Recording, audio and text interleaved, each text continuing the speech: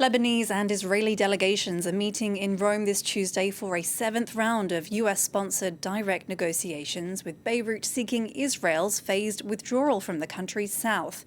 The talks are related to the implementation of a framework agreement that was signed in Washington in June. Hezbollah, though, said Tuesday that these negotiations with Israel brought shame and humiliation on Lebanon. Well, for more on this story, we can cross to Rome now to speak to France 24's Seema Gupta. Seema, tell us what exactly is being discussed in these talks.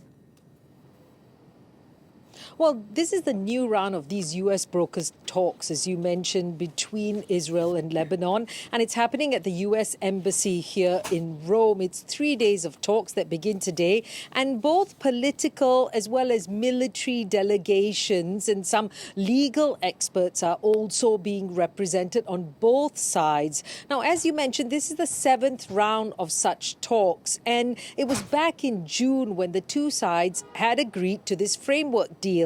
Now, what exactly is in this deal? First off, there has to be the disarmament of Hezbollah, the gradual withdrawal of Israeli forces from Lebanon's south, as well as the deployment of Lebanese army officials to the region, starting in test areas that are known as pilot zones. Now, Italy's Foreign Minister Antonio Tajani, speaking before these talks began, urged both sides to continue in a constructive spirit to identify shared solutions that will allow the full implementation of the framework. But as you mentioned, even before they began, very much on the same day, on Tuesday, the leader of Hezbollah, Naim Qassem, gave a television address, and he said that the talks bring nothing but shame, humiliation, and successive compromises for Lebanon. And he also criticized the Lebanese president,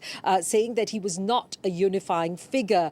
So a spanner in the works from the Hezbollah, but these two sides, the leaders of these two sides, agreeing to sit down, and one wonders how much the talks can produce. But perhaps some officials are saying they have to be seen within the context of the wider range of talks, within the context of the wider war in the Middle East, and also it creates important momentum, if you like, the very fact that they're still sitting down and talking to each other.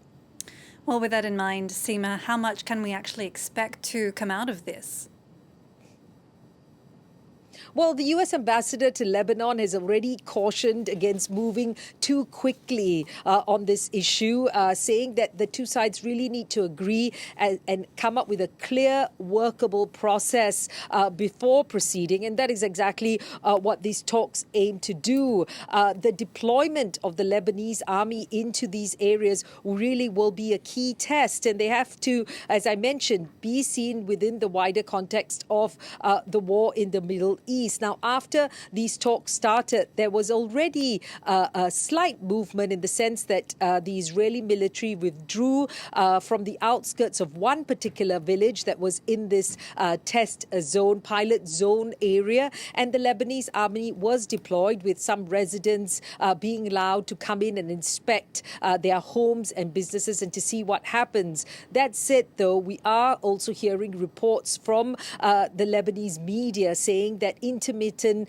Israeli strikes still continued, some limited strikes, and they are carrying out some demolition within the villages. So really, how far the two sides will agree really depends also on how this round of talks proceed in the next couple of days.